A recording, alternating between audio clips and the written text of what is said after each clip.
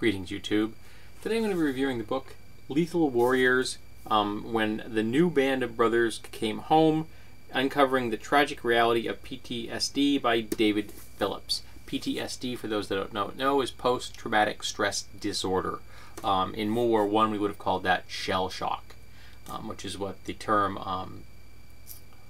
George Carlin preferred because of its impact. Shell shock. It really kind of he felt that it kind of almost had an onomatopoeia of what it meant. You see those stickers on cars in America, little yellow ribbons, and they say, support our troops. Well, every single one of those should come with a copy of this book. Why? Because this book is monumentally depressing. It deals with Fort Carson in Colorado Springs, Colorado. One base. In a very heavily military area where there's multiple military bases, Fort Carson's Army, Cheyenne Mountains nearby. It's a heavily military zone. And in one very short period, from the beginning of the Iraq conflict, the murder rate in Colorado Springs went up 100 times. It literally became a war zone. And the people committing those crimes were soldiers. Soldiers that were put on sometimes 3 tours. Soldiers that were not given proper debriefings, de-stressings, were not taught how to handle battle stress, were not taught how to shift back into civilian life.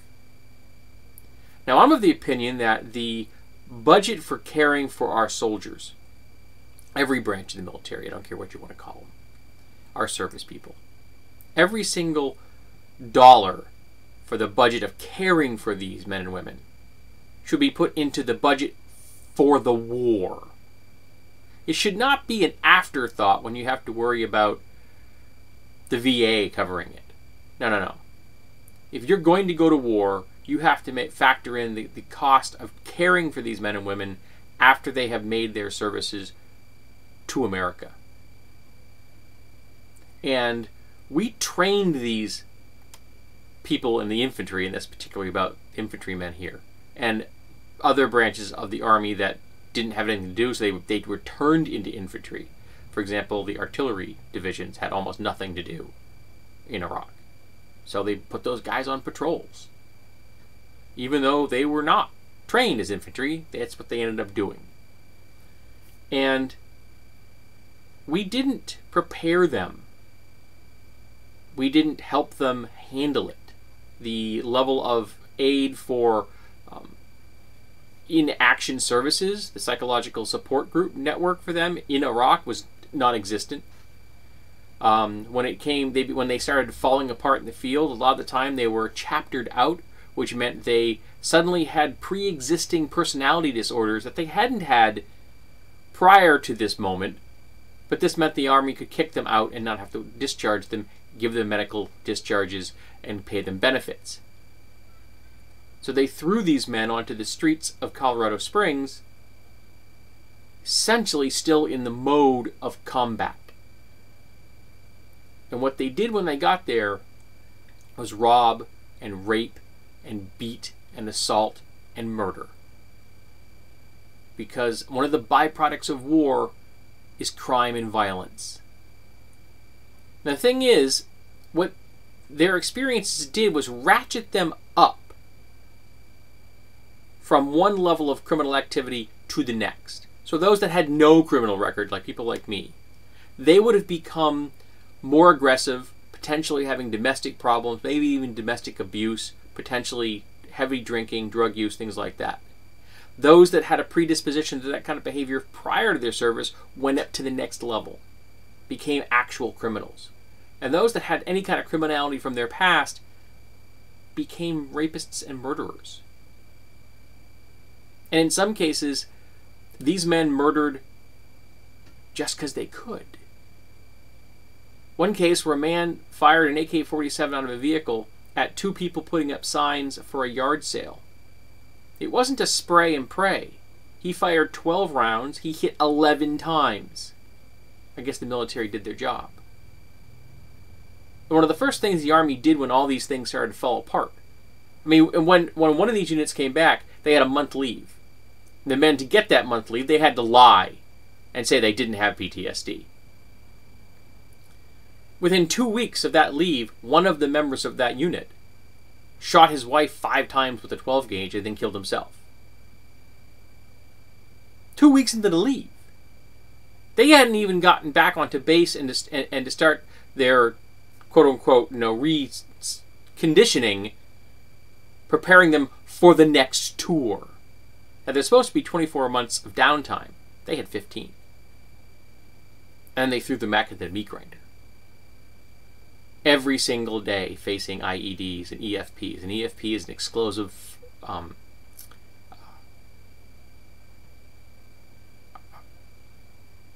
form projectile. Essentially, it's a shaped charge, usually in a metal tube, not a lot of explosives, very economic. And on the end, you put a copper plate.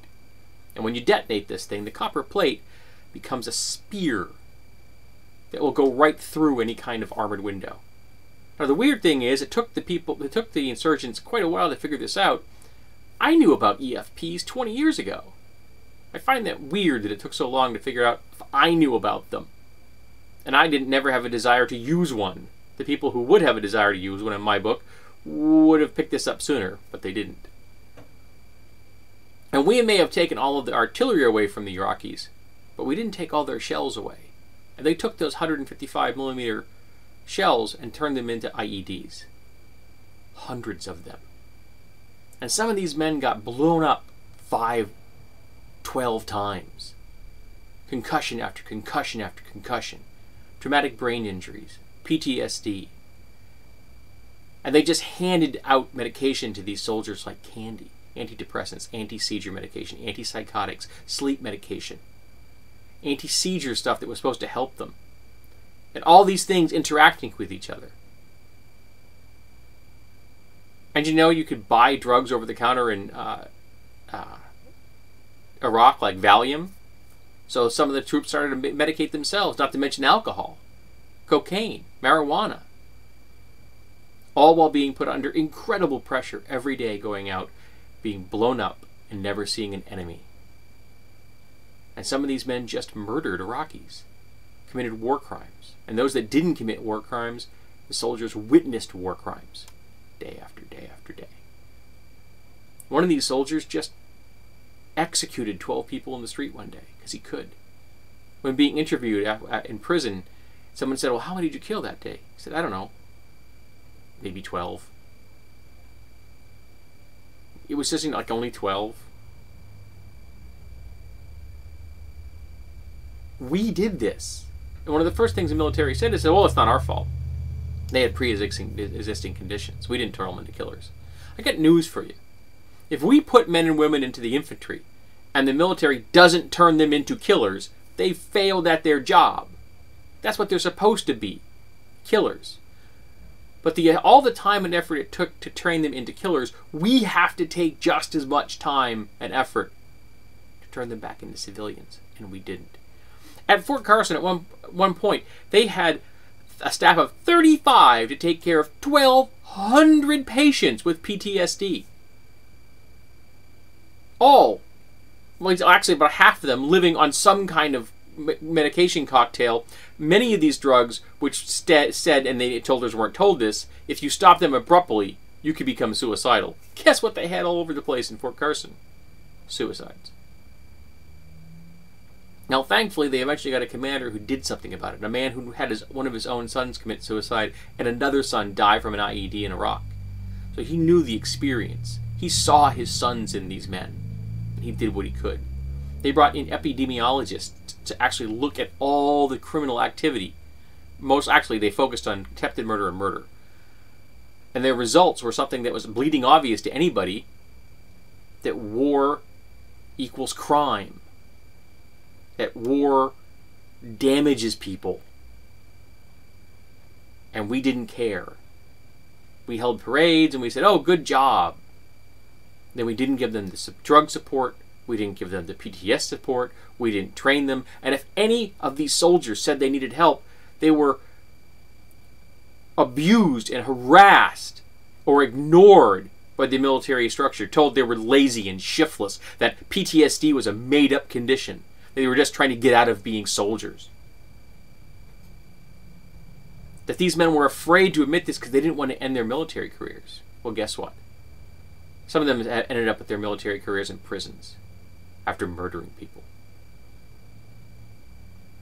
We failed these men and women. I've never liked those support your troop slogans. And now that I've read this book, I despise them.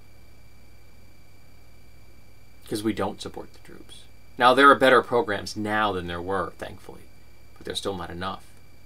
There are hundreds of thousands of troops in our nation that need help, and they're not getting enough. Slipping through the cracks. And who knows how many out there are in a situation where they might go off at any minute. Now, I'm not saying every soldier's like this. They aren't. The vast majority of people find a way to heal their souls and move on with their lives, but some of them don't. They had one man in here who beat a woman to death with his bare hands, and he had no memory of doing it. The police looked for a murder weapon because they couldn't believe that a human being could do that with their bare hands, but he did. And he was a man that had flashback after flashback after flashback and didn't remember any of them when they were over. We did this. And this is a really important book. It's a very depressing book. I've got to find something that's going to be cheery now because this is really depressing. But very important. If you are a veteran, read this. If you are someone that supports veterans, read this. If you are an American, read this. We put these men and women into this meat grinder, and it's our job to help them heal, and we have failed. I am just thankful that David Phillips was able to put it into a well-written, concise volume that helped me understand things in a way that I never did before. Thank you, Mr. Phillips.